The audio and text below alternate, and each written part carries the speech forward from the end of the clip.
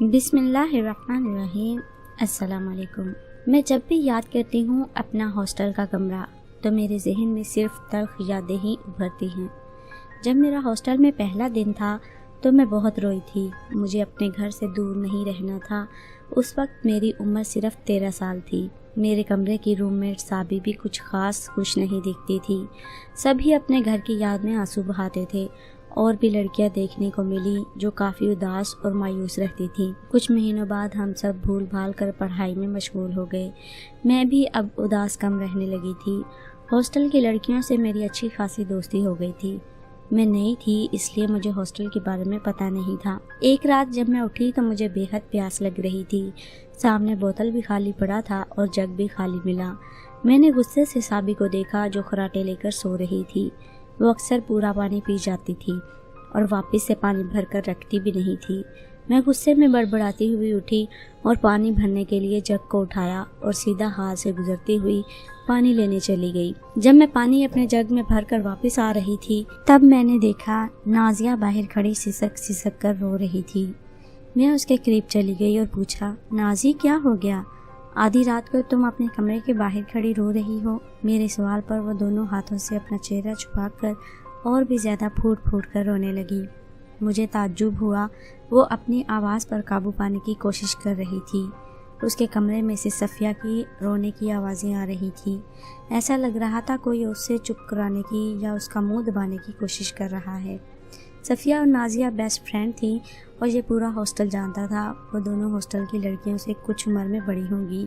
دونوں لگ بھگ 15 یا 16 سال کی ہوگی، لیکن ایک ہی کلاس میں ہونے کی وجہ سے میں ان دونوں کو ان کے نام سے ہی مخاطب کرتی تھی۔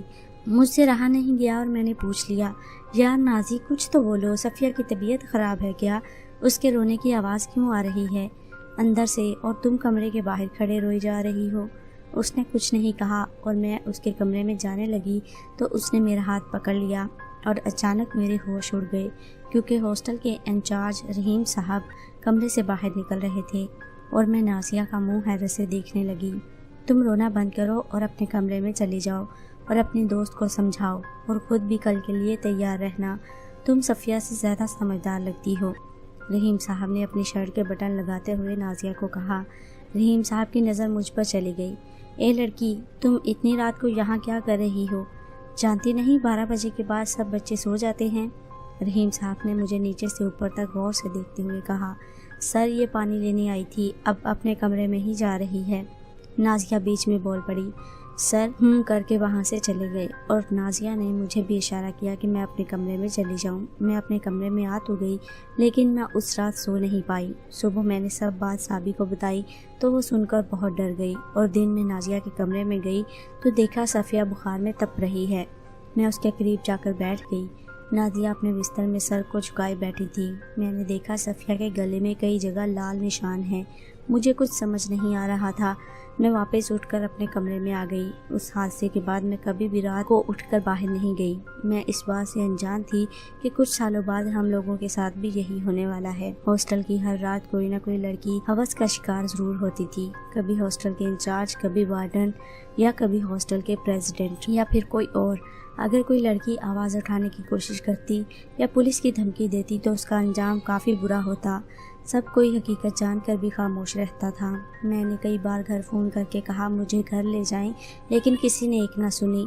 سب کو لگتا تھا میں پڑھائی سے بچنے کے لیے جھوٹ بول رہی ہوں۔ لوگ کہتے ہیں ہاسٹل کی لڑکیاں عمر سے زیادہ بڑی ہوتی ہیں تو ان لوگوں کو میرا یہ جواب ہے کہ جب کم عمر میں ہی آپ اتنا کچھ سہ لیں اور آپ پر ہر چیز بیت جائے تب آپ وقت سے پہلے ہی بڑی ہو جاتی ہیں اور عمر سے بڑے بڑے تجربے حاصل ہو جاتے ہیں اور ہر چیز سمجھ آ جاتی ہے۔ سمجھداروں کے لیے اشارہ ہی کافی ہے۔ میں نے یہ کہانی مبالغے سے بالکل بھی کام نہیں لیا۔ یہ کہانی بالکل حقیقت پر مبنی ہے۔